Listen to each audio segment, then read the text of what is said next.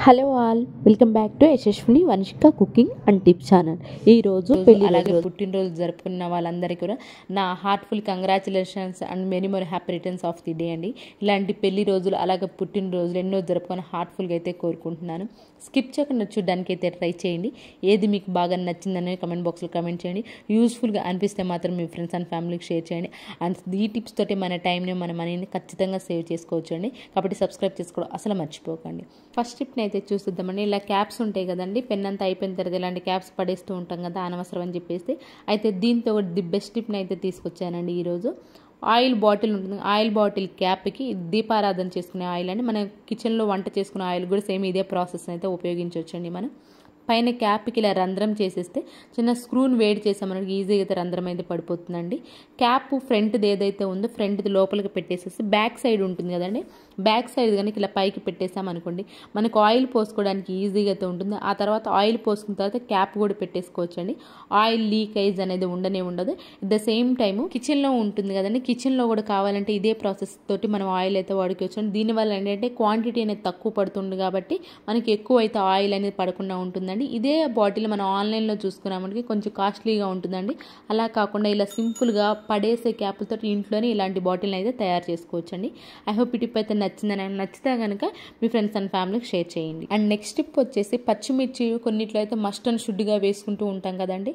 అయితే కొన్నిసార్లు పచ్చిమిర్చి ఘాటు ఎక్కువ ఉంది అనుకోండి, అది మనం తినలే కదా. అట్ ద సేమ్ టైము పిల్లలు ఉన్న వాళ్ళు కూడా కొన్నిసార్లు పచ్చిమిర్చి ఘాటు ఎక్కువ ఉందంటే సరిగా తినలేరు కదండి.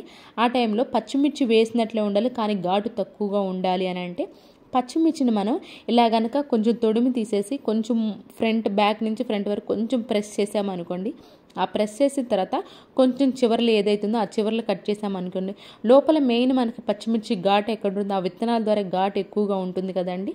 ఆ పచ్చిమిర్చి ఘాటు లేకుండా ఉండాలి, మనం పచ్చిమిర్చి వేసుకున్నట్లే ఉండాలి, ఘాటు తక్కువగా ఉండాలి. ఒకటి ఇలా లోపల సీడ్స్ మొత్తం తీసేసామే అనుకోండి, తర్వాత కట్ చేసి మనం కూరలో వేస్తున్నాం అంటే ఘాటు అనేది ఉండనే ఉండదండి.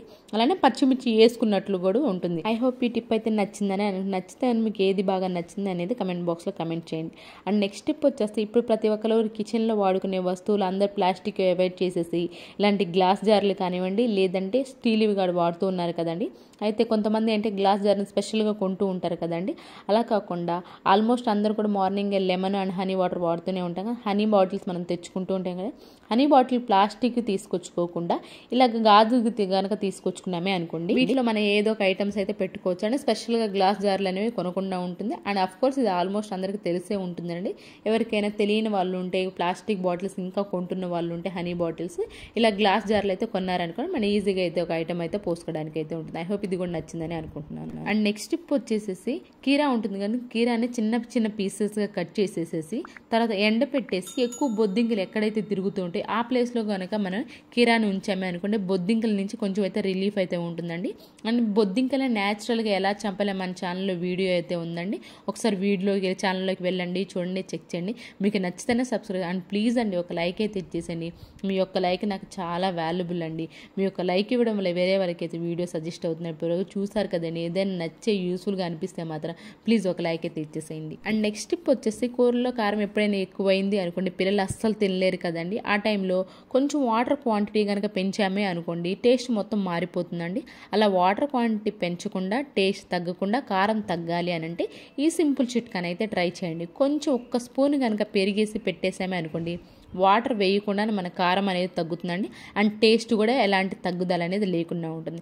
ఐ హోప్ ఈ టిప్ అయితే నచ్చిందని అనుకుంటున్నాను. అఫ్ కోర్స్ అందరికీ ఈ టిప్ అనేది ప్రతి ఒక్కరికి ఉపయోగపడుతుందండి. ఈ టిప్ ట్రై చేయండి. అండ్ పక్కనే వాళ్ళు బెల్ సింబల్ అయితే యాక్టివేషన్లో ఉంచుకున్నారే అనుకోండి, ఆల్ అని బటన్ ప్రెస్ చేశారే అనుకోండి, నేను వీడియోస్ పెట్టిన వెంటనే మీకైతే నోటిఫికేషన్ వచ్చేస్తుంది కాబట్టి ఆల్ అని బటన్ ప్రెస్ చేయండి.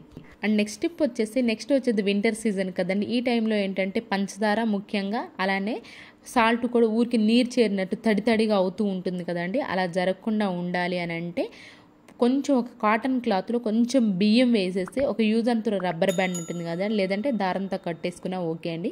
ఇది కనుక కట్టేసి మనం షుగర్లో కనుక వేసుకున్నామంటే ఏదైనా మాయిశ్చర్ వచ్చినా కానివ్వండి ఈ రైస్ అనేది అబ్జర్వ్ చేస్తుంది కాబట్టి పంచదార అనేది త్వరగా పాడవకుండా ఆ నీరు అనేది చేరకుండా ఉంటుంది. ఐ హోప్ ఇది కూడా నచ్చిందని అనుకుంటున్నాను. అండ్ నెక్స్ట్ స్టెప్ వచ్చేసి కుంకుమను ఎక్కువ క్వాంటిటీలో తీసుకొచ్చుకున్నామే అనుకోండి, ఎక్కువ రోజులు నిల్వ ఉండాలి అనుకోండి, కొంచెం నల్ల పురుగు అనేది చేరుతూ ఉంటుంది కదండి. అలా నల్ల పురుగు చేరకుండా ఉండాలి, అలాగే కుంకుమ పెట్టుకునే ప్రతిసారి మంచి వాసన వస్తూ ఉండాలి అంటే కొంచెం కనుక మీరు కర్పూరం చల్లేసి ఆ కుంకుమలో కనుక కలిపేశారనుకోండి, ఎన్ని రోజులైనా సరే ఆ ముక్కు వాసన అనేది రాదు, ఆ పురుగులు అనేవి పట్టనే పట్టు.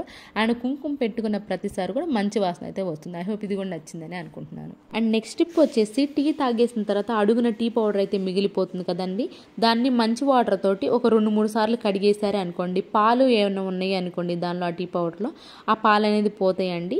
ఆ తర్వాత మీరు ఒక గ్లాసు వాటర్ పోసేసి అలానే దాంతోపాటు ఒక నిమ్మకాయని ఇలా చిన్న చిన్న పీసెస్గా కట్ చేసి ఒక 2-3 మినిట్స్ మరిగించేసేయాలండి. ఆ మరిగించేసిన తర్వాత చల్లారించుకోండి. చల్లారిన తర్వాత ఇలా మిక్సీ జార్లో కనుక పెట్టేసామనుకోండి, మిక్సీ జార్ కొన్నిసార్లు మనకి మసాలా కానీ అల్లం వెల్లుల్లి పేస్ట్ కానీ వేసుకుంటాం కదండి, ఆ టైంలో మిక్సీ జార్ అనేది కొంచెం అయితే బ్యాడ్ స్మెల్ అనేది వస్తూ ఉంటుంది, మసాలా స్మెల్. ఇలా టీ డికాషన్లో కొంచెం వాటర్ వేసేసి నిమ్మకాయలు వేసేసి కనుక మరిగించి ఆ తర్వాత మిక్సీ పట్టేసామని ఆ మసాలా ఘాటు స్మెల్ అనేది లేకుండా ఉంటుందండి. అట్ ద సేమ్ టైం అదే వాటర్ తోటి ఇలా వైట్ మిక్సీ ఉంటుంది కదా, ఇది కూడా ఎంత నీట్గా క్లీన్ చేసినా కొన్నిసార్లు డల్గా అనిపిస్తూ ఉంటుంది కదండి. మనం కొత్త దానిలాగా అన్ని దసరాకి అయితే ముఖ్యంగా అన్నీ క్లీన్ చేసుకుంటూ ఉంటాం కదా, అలాంటప్పుడు మనం అన్ని వస్తువులు తలతల మెరిసిపోతూ ఉంటాయి.